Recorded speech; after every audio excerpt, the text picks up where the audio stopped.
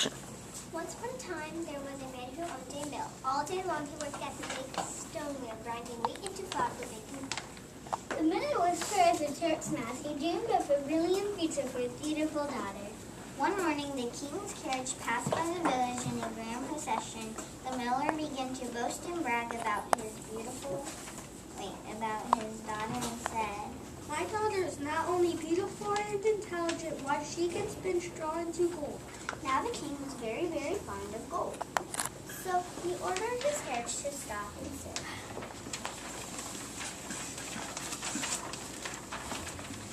"Straw into gold.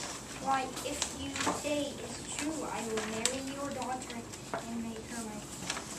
Now the foolish miller continued to tell his tale, and the very next day he took his daughter to the king's castle. As soon as they arrived, he said, "Here is a ring full of straw and a spinning wheel. You must spin this straw into gold by morning, or I shall have your head." And with that he locked the door behind him and left the miller's daughter all alone. Of course, this beautiful girl had no idea how to spin straw into gold. She looked at the room full of straw and began to cry. Just then the door opened and a strange little man hopped into the room. "Why are you crying, my dear?" "I must spin this straw into gold." "Why, that's easy as pie."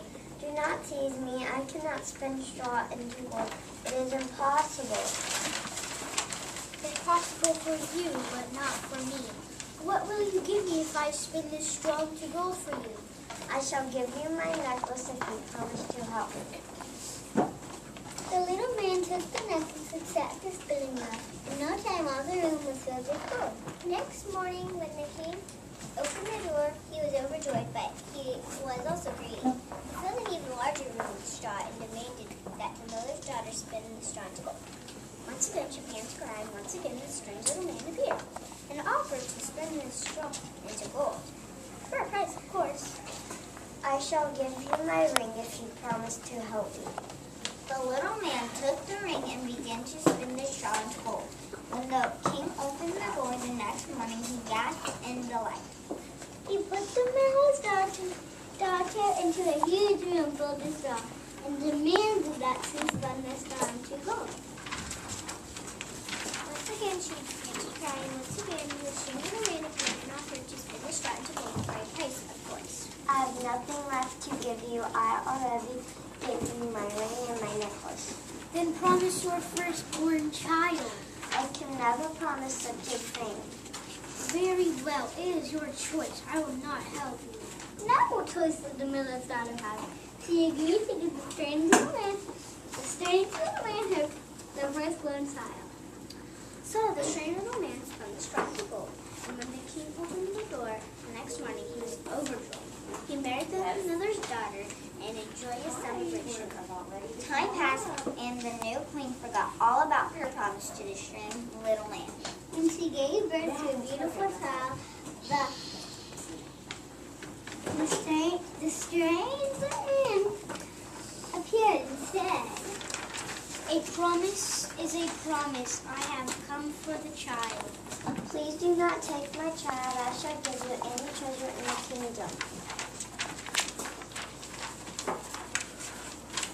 "A promise is a promise. You must give me the child." The queen began to sob. She cried so hard the little man felt sorry for her and said, "I will give you 3 days if you can guess my name.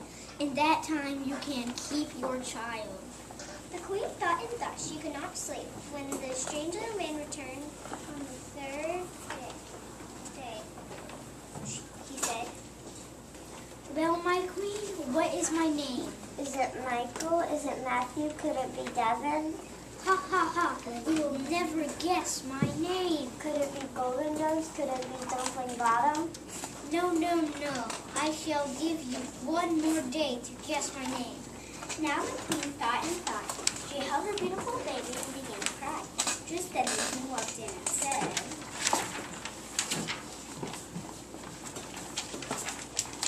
My darling, why are you weeping so?"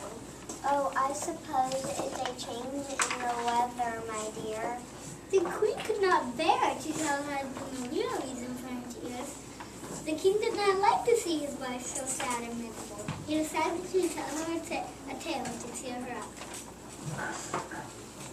This morning as I rode through the forest, I saw a strange little man dancing about and singing a funny tune. What tune he sang? My name is Rumpelstiltskin. That's my name. Yes, that's my name, and no one shall ever win my game. The queen was overjoyed with her husband's words, and when the strange little man appeared the next day, she said, Is your name Kevin? Is your name Adam? Is your name Twinkle Toes? Ha ha ha! No, no, no. And then is your name Rumpelstiltskin? How did you know? It's impossible! Why, nothing is impossible, little man. And with that, the little man was so angry, he stomped his feet as hard as he could. He sank right into the floor and disappeared and was never seen again.